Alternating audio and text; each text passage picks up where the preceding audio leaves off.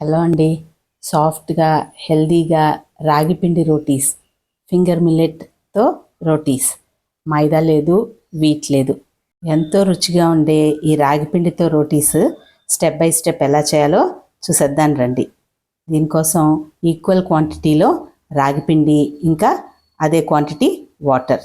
ఈ పిండిని నేను ఆర్గానిక్ ఔరా అని మా ఫ్రెండ్ వాళ్ళ బ్రాండ్ అక్కడ తీసుకున్నాను, ఫ్రెండ్ది, అందుకే ఊరికే చెప్తున్నాను అంతే. సేమ్ క్వాంటిటీలో వాటర్ కూడా. వాటర్ని ఇప్పుడు వేడి చేద్దాం.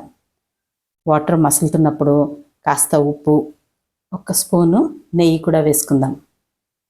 దీనిలోనే ఇప్పుడు స్పూన్తో కలుపుకుంటూ రాగిపిండి కూడా, ఒక గ్లాస్ వాటర్కి పూర్తిగా ఒక గ్లాస్ రాగిపిండి కరెక్ట్గా సరిపోతుంది.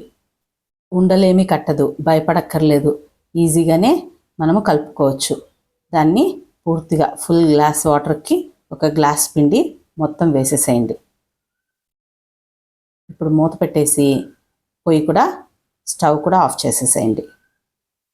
కాసేపు అయిన తర్వాత ఆ పిండిని ఒక్కసారి తిప్పేసి మనము ప్లేట్లోకి తీసుకొని చపాతీ ముద్దలాగా కలుపుకోవాల్సి ఉంటుంది.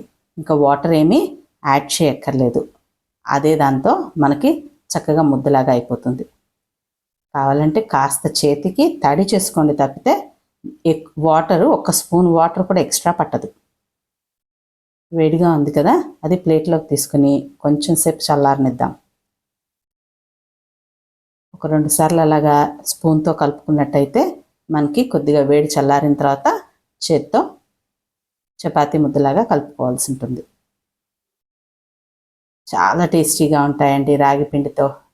రాగిపిండి జావ తాగుతాం మనము, మజ్జిగ లేదు పాలు పంచదార వేసుకొని. కానీ ఇలాగా రోటీ కూడా ట్రై చేయొచ్చు, చాలా చాలా బాగుంటాయి.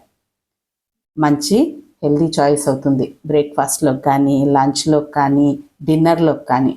దీనిలో కాల్షియం, ఐరన్, ఫైబర్ చాలా ఎక్కువగా ఉంది కాబట్టి పొద్దున పూట జావ తాగినా మంచిదే, ఇలా రోటీ చేసుకున్నా కూడా హెల్దీయే. చపాతీ ముద్దని కావలసిన సైజుకి తీసుకొని దానిపైన పొడి రాగి పిండి జల్లి మనం చపాతీ చేసుకున్నట్టే. వేడి నీళ్ళతో అలా ఉగ్గబెట్టి చేసినందుకు మీకు కట్టవద్దు, చపాతీ చక్కగా చేసేయచ్చు. దీనిలో ఏమాత్రం గోధుమ పిండి కానీ మైదా కానీ ఏమీ కలపలేదు, ఓన్లీ ప్యూర్ రాగి పిండి. పిండి కలపటము, చపాతీ చేయటం కూడా చూపిస్తున్నాను, ఎందుకంటే దానిలో ఏం కలపలేదు కానీ ఈజీగా చేసుకోవచ్చు అని చెప్పటం కోసమే. లేకపోతే మనము రెగ్యులర్గా పిండి కలపటము, చపాతీ చేయటం అదంతా నార్మలే కదండి.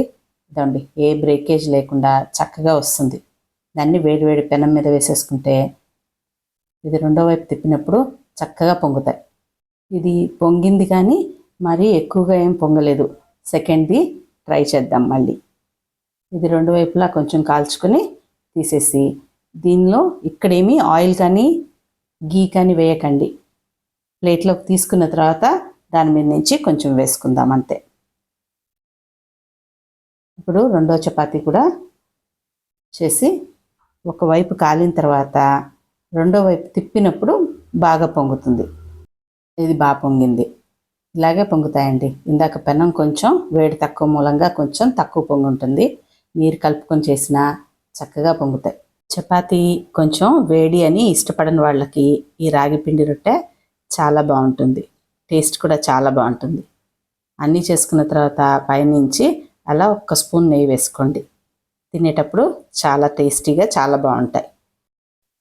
2-3 రాగిపిండి రొట్టెలు, కొంచెం సలాడ్, పప్పు కూర కానీ, లేదు ఇలా ఏదన్నా మసాలా కర్రీ కానీ, సింపుల్గా హెల్దీగా హోమ్ మేడ్ రోటీస్ మీ ఫేవరెట్ కర్రీతో, లేదు ఇది చట్నీ అయినా, ఒక బౌల్ పెరుగుతో కూడా సూపర్గా ఉంటుంది. నో మైదా, నో వీట్, ఇంకా కాల్షియం, ఐరన్, ఫైబర్ రిచ్, హెల్దీగా తినేవారి కోసం మంచి ఆప్షన్. మీకు ఈ వీడియో నచ్చినట్టయితే హెల్దీ అండ్ ఈజీ రెసిపీస్ కోసం please like, share and subscribe. Thank you.